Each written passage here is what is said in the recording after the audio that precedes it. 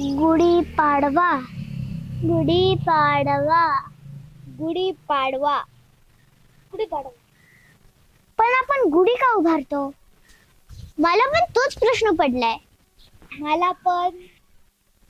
मला प्रश्न पडला की तुला पडलाच पाहिजे का? गुढी म्हणजे माझ्यासाठी नवीन वर्षाचं वायफाय टॉवर.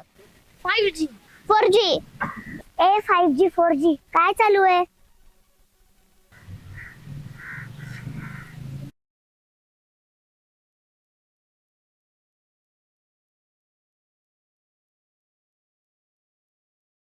मला वाटतं यामागे काहीतरी ऐतिहासिक, हिस्टॉरिकल, सायंटिफिक वैज्ञानिक कारण असणार.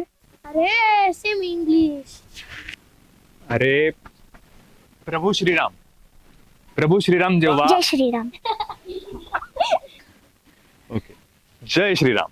प्रभू श्रीराम जेव्हा अयोध्येतून परतले होते रावणाचा पराभव करून, त्यानंतर विजयाची गुढी उभारली होती आणि हीच परंपरा जपत आज आपण सगळे गुढीपाडवा साजरा करतोय.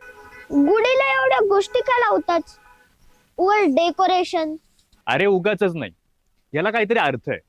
हे बघ, बांबू मजबूती आणि शिस्तीचं प्रतीक, गडद लाल वस्त्र मांगल्य आणि समृद्धी, आम्रपत्र शुद्धता आणि सकारात्मक ऊर्जा, साखरगाठी जीवनातील गोडवा, फुलं आनंद आणि चैतन्य, कलश म्हणजे विजय. जय श्रीराम. चैत्र महिना म्हणजे मला पाठ आहे. चैत्र महिना म्हणजे वसंत ऋतूची सुरुवात. दिवस मोठा होतो आणि उष्णता वाढते. गुढी म्हणजे आपली संस्कृती, आपला विजय, नवीन सुरुवात.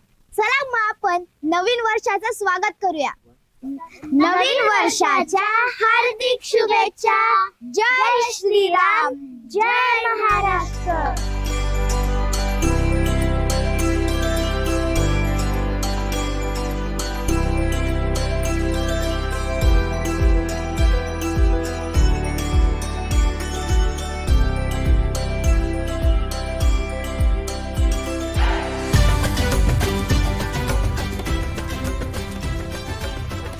गुढीपाडव्याच्या सर्वांना हार्दिक शुभेच्छा. येत्या रविवारी 30 तारखेला मनसर येथे भव्य शोभायात्रा होणार आहे. गुढीपाडव्यानिमित्त या शोभायात्रेमध्ये सर्वांनी मोठ्या संख्येने उपस्थित राहावे आणि या रोषणाईत, या उत्साहात सर्वांनी आपला सहभाग नोंदवावा. जय श्रीराम.